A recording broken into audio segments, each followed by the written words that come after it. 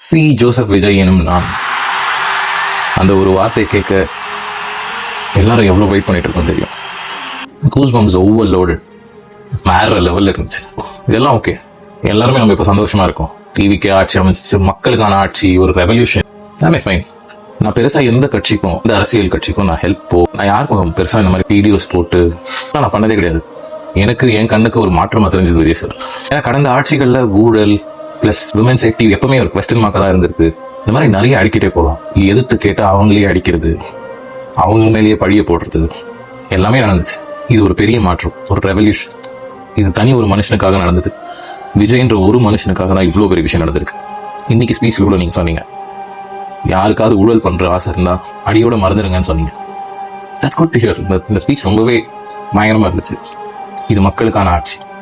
எங்க தப்பு நடந்தாலும், தப்பு டிவிக்கே நடந்தாலும், எப்படி நாங்க இத்தனை நாள் டிவி கேட்காத குரல் கொடுத்தோமோ அதுக்கும் குரல் கொடுப்போம், அதையும் எதிர்த்து கேட்போம். இது ஒரு எக்ஸாம்பிளா இருக்கணும் மற்ற ஸ்டேட்ஸுக்கு. இந்த ரெவல்யூஷன் எல்லா ஸ்டேட்டையும் ஆகும்னு தெரியல, தமிழ்நாட்டில் நடந்திருக்கு. ஸோ இந்த ஒரு ரெவல்யூஷன் எல்லா ஸ்டேட்ஸுக்குமே ஒரு எக்ஸாம்பிளா இருக்கணும்னு நான் நம்புறேன். All the best Vijay sir. It's your time. We stand by you. We will always stand by you.